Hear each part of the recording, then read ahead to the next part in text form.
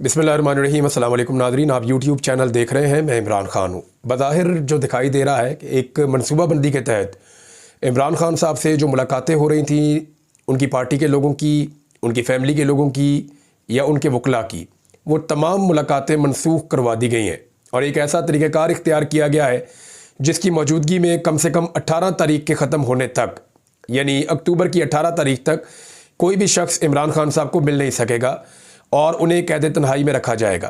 पाकिस्तान तहरीक इंसाफ ने मुसद्दका ज़राए का दावा करते हुए कुछ खबरें दी हैं इमरान खान साहब की हालत के हवाले से। क्यों इस वक्त पूरा निज़ाम इस चीज़ के लिए ज़ोर लगा रहा है कि इमरान खान साहब से किसी की मुलाकात ना हो सके। ये मामला इतना सादा लगता नहीं है। ऐसा कभी नहीं हुआ कि एक साबिक वज़ीर आज़म इस तरह से कैद में हो और उसके बारे में बाहर किसी को कुछ पता ना हो कि वो किस हालत में है और उसे बिल्कुल कैद तन्हाई में डाल दिया जाए और उसके साथ कोई भी राब्ता ना कर सके या उसकी कोई इन्फॉर्मेशन बाहर ना आ सके। सिचुएशन इस वक्त यही है। अब ज़रा ये देखें कि पाकिस्तान तहरीक इंसाफ ने कहा क्या। एक तो शहबाज गिल साहब हैं, इमरान खान साहब के बहुत करीबी साथियों में से एक है। उन्होंने कहा कि मुसद्दका ज़राए से उनको पता चला है कि इमरान खान साहब का खाना जो है वो इंतहाई उन्हें नाकिस दिया जा रहा है और उन्होंने तशवीश का इजहार किया। ऐसी तशवीशनाक बातें उन्होंने की हैं कि उनके सेल की लाइट भी बंद कर दी गई है गुज़िश्ता 5 दिनों से। ये क्लेम शहबाज गिल साहब ने किया, पार्टी के कुछ और लोगों ने भी किया है। जबकि मुशरीए इत्तलात ने खैबर पख्तूनख्वा के बैरिस्टर सैफ साहब, उन्होंने कहा कि इमरान खान की सेहत से मुताल्लिक तशवीशनाक खबरें मौसूल हो रही हैं। जेल में मुलाकातों पर पाबंदी, इस पर अपने रद्द-ए-अमल का इजहार करते हुए बैरिस्टर सैफ ने कहा कि इमरान खान की सेहत के हवाले से तशवीशनाक खबरें आ रही हैं। इमरान खान से मुलाकातों पर पाबंदी की वजह से कारकुनान में इंतहाई तशवीश है। क्या वजह है कि हिरासत में लिए गए शख्स के साथ मुलाकातों पर पाबंदी लगाई गई।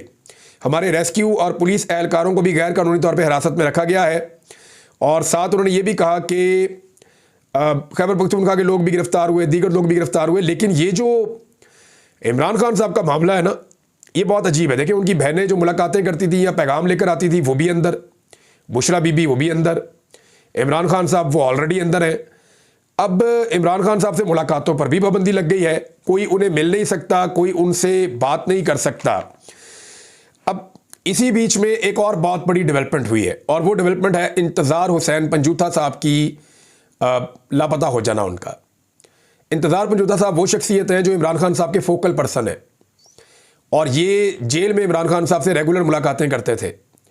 अगर किसी शख्स की इमरान खान साहब से सबसे ज़्यादा मुलाकातें हैं या सबसे ज़्यादा टाइम उसने जेल में स्पेंड किया है तो वो इंतज़ार हुसैन पंजूथा है। ये इमरान खान साहब के वकील भी हैं और बड़े वफ़ादार साथी भी हैं और उनके फोकल पर्सन भी हैं। इनके बारे में मैं चंद चीज़ें आपको बता दूं। एक तो जब ये अगवा हुए तो उससे एक दिन पहले मेरी इनकी बड़ी तफसीली बातचीत हुई। मैं बहुत सारी चीज़ें जानना चाहता था, स्पेशली जो एपिसोड हुई डी चौक में, उसके बाद जो वज़ीर आला खैबर पख्तूनख्वा के साथ हुआ दूसरी मरतबा 1 महीने में, तो मैं जानना चाहता था कि एक्चुअली मामला क्या है। तो इंतज़ार हुसैन पंजूथा साहब ने मुझे बताया कि वो आखिरी शख्स थे जिनकी इमरान खान साहब से मुलाकात हुई थी। यानी जो आखिरी मुलाकात इमरान खान साहब की हुई है वो इंतज़ार पंजूथा साहब के साथ हुई है और इमरान खान साहब ने सारे पैगामात उनके ज़रिए से बाहर भिजवाए थे। यानी ये वो शख्सियत है जो इमरान खान साहब को एक तो गैर जानिबदाराना रिपोर्टें देते हैं। इमरान खान साहब इन पर भरोसा करते हैं कि ये जो मुझे रिपोर्ट देंगे बाहर के मामलात के बारे में, उनके अंदर कोई जानिबदारी नहीं होगी, ये मुझे जो हो रहा है वैसे ही बता देंगे। तो इंतज़ार पंजूथा साहब बाहर की चीज़ें इमरान खान साहब को बताते थे मेरी इन्फॉर्मेशन के मुताबिक, और वो बगैर तब्दीली के इमरान खान साहब का जो पैगाम होता था अंदर से वो एज इट इज़ पार्टी की क़यादत को भी दे देते थे और कारकुनों को भी पहुंचाने के लिए जो इमरान खान साहब कहते थे वो पहुंचा देते थे। तीसरा, इमरान खान साहब का इन पर बहुत भरोसा था और वो उनसे तमाम अहम तरीन चीज़ें शेयर करते थे। चौथा, एक और चीज़ याद रखें कि डी चौक का जो एहतजाज था 4 तारीख वाला, फिर जो मौजूदा सूरत हाल है इस वक्त पाकिस्तान में, फिर वज़ीर आला खैबर पख्तूनख्वा का 1 महीने में दूसरी मरतबा लापता हो जाना और फिर बाजियाब हो जाना, और खैबर पख्तूनख्वा के इलाके खैबर में पश्तून कौमी अदालत या जिरगा के ऊपर क्रैकडाउन हो जाना, आइनी तरमीम पर जो पेशरफ्त हो रही है, ये सूरत हाल, ये तमाम चीज़ें इमरान खान साहब तक इनकी डेवलपमेंट्स इंतज़ार हुसैन पंजूथा के ज़रिए पहुँचनी थी और इमरान खान साहब का जवाब जो है वो अवाम तक या लीडरशिप तक पहुँचना था। मगर इमरान खान साहब से इस दौरान में मुलाकातें बंद कर दी गई और फिर इंतज़ार पंजूथा साहब से जब मेरी बात हुई तो उन्होंने ये कहा कि हमने हाई कोर्ट से इसकी इजाज़त ले रखी है, हाई कोर्ट का फैसला मौजूद है, अगर ये रोकेंगे तो हम तौहीन अदालत की दरख्वास्त डालेंगे हाई कोर्ट में। तो जो दरख्वास्त डाली गई वो ऑटोमेटिकली तौहीन अदालत की उसी जज के पास जानी थी। तो समन रफ़त साहबा के पास ये दरख्वास्त चली गई और आज इसकी समाअत होनी थी।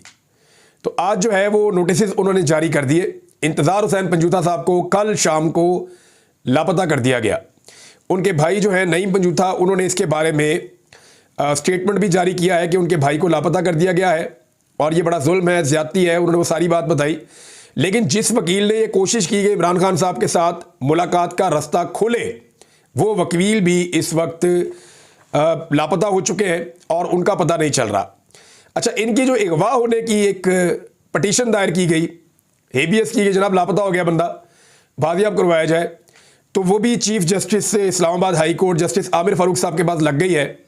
तो मैंने जब पाकिस्तान तहरीक इंसाफ के लोगों से और वकला से बात की तो उन्होंने कहा जी कि अब तो ये मामला ऐसा लगता है ठंडा हो जाएगा और काफ़ी टाइम गुजर जाएगा, क्योंकि आमिर फारूक साहब की अदालत में जब कोई केस लगता है तो हमें ज़रा उम्मीद कम हो जाती है कि बंदे की बाजियाबी इतने आराम से नहीं होगी।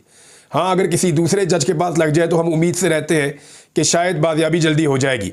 अब इन चीज़ों को आप देखें तो एक अजीब सी कैफियत है पाकिस्तान तहरीक इंसाफ में। वो जानना चाहते हैं कि जाना किस तरफ को है, करना क्या है। पार्टी में अलग अलग राय है। मुराद सईद साहब ये कह रहे हैं कि इमरान खान साहब ने कहा था कि एहतजाज जारी रहेगा और पूरे मुल्क के अंदर एहतजाज को वसी कर दिया जाएगा। अली अमीन गंडापुर साहब ने कहा जी मेरी तो ड्यूटी डी चौक तक पहुंचने की थी, मैंने पहुंचने का अपना फर्ज अदा कर दिया, फिर जो उनके साथ हुआ वो भी आपके सामने है।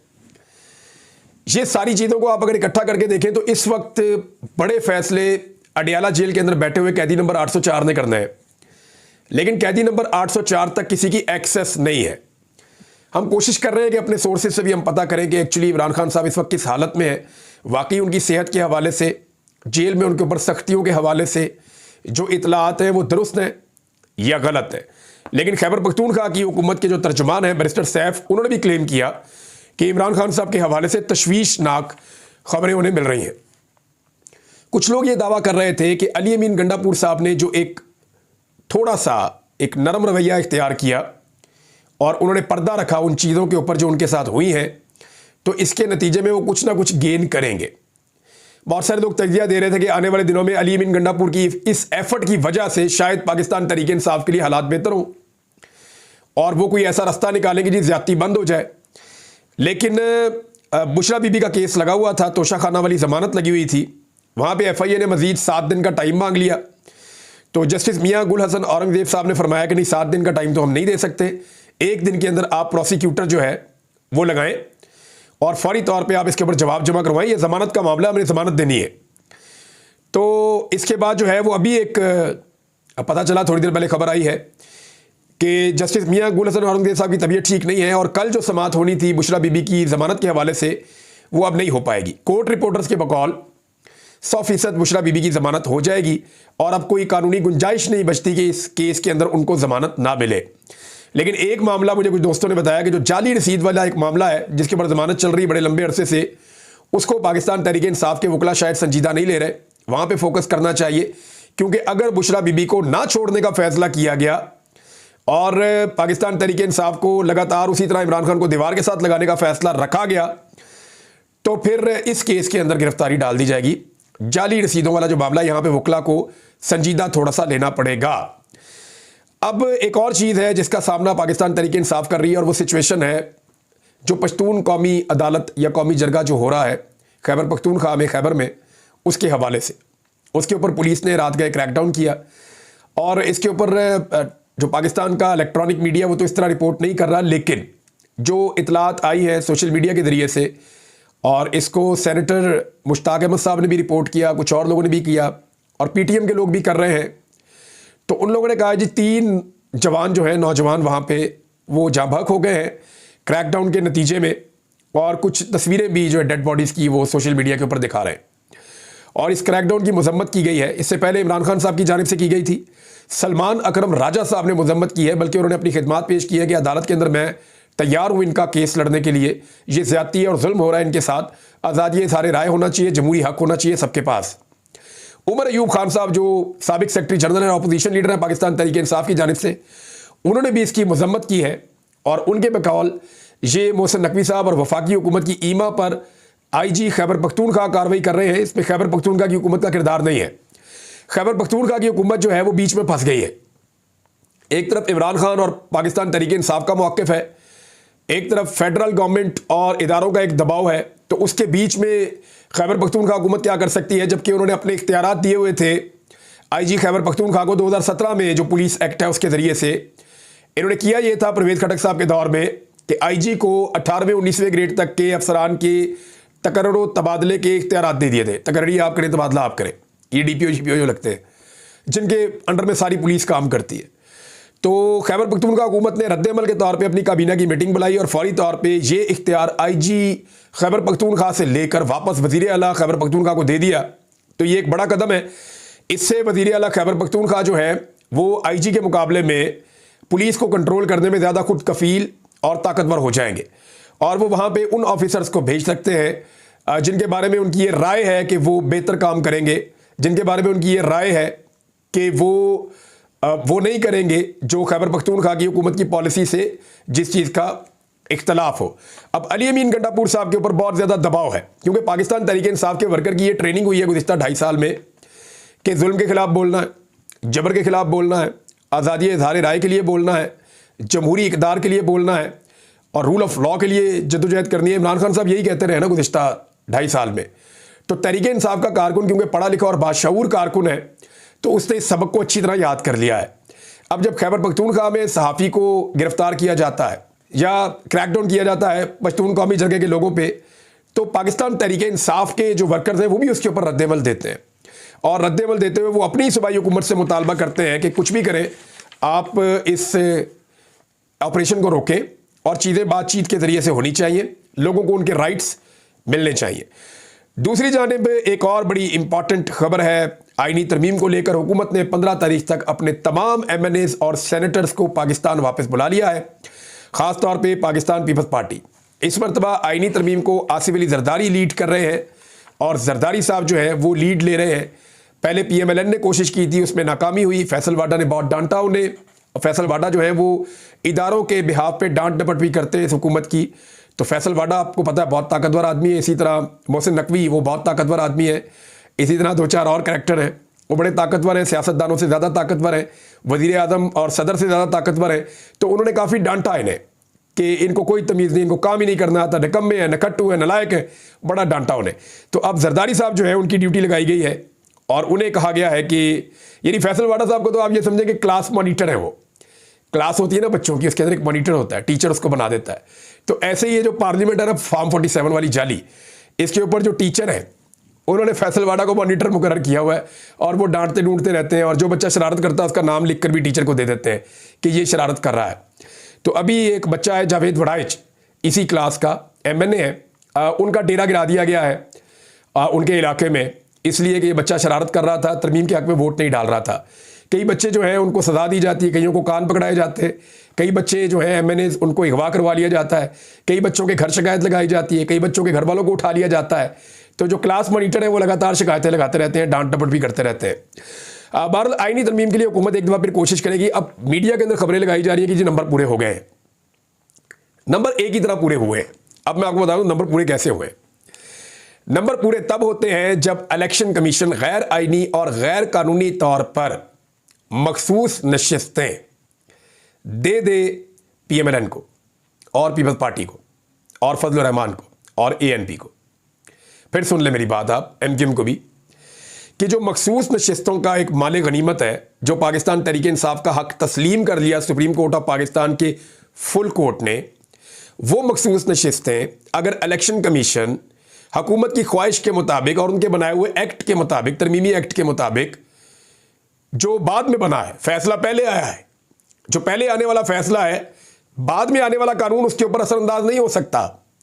तो अगर गैर कानूनी और गैर आईनी तौर पर इलेक्शन कमीशन मखसूस नशिस्तें फराहम कर देता है PDM की जमातों को, मौजूदा हुकूमत को, तो इनके नंबर हो जाते हैं 230।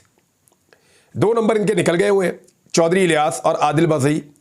तो फिर 230 के साथ ये आराम से 228 के साथ अपनी आईनी तरमीम कर लेंगे। लेकिन फिर भी सेनेट में इनके नंबर कम हो जाएंगे। तो सेनेट में नंबर पूरे करने के लिए इनको फौरी तौर पे खैबर पख्तूनख्वा में सेनेट का इलेक्शन भी करवाना पड़ेगा, और वहाँ पे अगर ये इलेक्शन करवाते हैं तो 3-4 सीटें वहाँ से निकाल लेंगे, कुछ बंदे खरीद लेंगे, ये करेंगे वो करेंगे, तो कुछ ना कुछ करके वो निकालेंगे। तो सेनेट में भी अपनी तादाद पूरी करने की कोशिश करेंगे। ANP तो इनके साथ खड़ी है वैसे ही, तो इनके जो बंदे बनते हैं ऑलमोस्ट वो 58 हैं, इनको 64 चाहिए, तो इनके 8 बंदे कम हैं। तो उसमें फजलुर रहमान साहब के 5 सेनेटर्स हैं, बाकी ये कहाँ से तोड़ेंगे, ये सवाल अभी अपनी जगह पे मौजूद है। लेकिन 63A में जो अदालत ने फैसला किया उसका फ़ायदा उठाते हुए 2-3 बंदे तोड़ सकते हैं। PTI को भी शक है अपने 1-2 बंदों पे, फजलुर रहमान साहब को भी अपने 2 बंदों पे शक है, तो ये कोई 2 नंबरी हो सकती है। लेकिन अगर ये गैर कानूनी और गैर आईनी रास्ता इख्तियार नहीं करते, मखसूस नशिस्तें अगर नहीं दी जाती, इलेक्शन कमीशन ये वाला रिस्क नहीं लेता, तो फिर ये आईनी तरमीम नहीं होती। क्योंकि फिर आईनी तरमीम के लिए अभी भी इनको 11-12 नंबर, इनके 13 नंबर कम से कम आ रहे हैं, क्योंकि अभी 214 का फिगर इनका निकला है नेशनल असेंबली की, मैंने वेबसाइट देखी वहाँ पे। तो 214 में स्पीकर का वोट निकाल दें, 2 मेंबर पहले छोड़ के चले गए, वो निकाल दें, 211 रह गए, तो इनको चाहिए 13। फजलुर रहमान साहब के 8 तो इनको नहीं मिलते, क्योंकि फजलुर रहमान साहब अपना आईनी मुसवदा ले आए हैं। अब उनके आईनी मुसवदे की मौजूदगी में हुकूमती आईनी मुसवदे के ऊपर अमल होगा, तो ये नहीं होता। ये दोनों मुसवदे ज़मीन आसमान का फ़र्क है, और फजलुर रहमान कह चुके हैं कि ये जाली असम्बली, इससे तो हमने आईनी तरमीम करनी नहीं है। तो PTI के क्या इतने ज़्यादा बंदे टूट जाएंगे? तो मेरी इतला के मुताबिक 3 बंदों के अलावा अभी कन्फर्मेशन कोई नहीं है।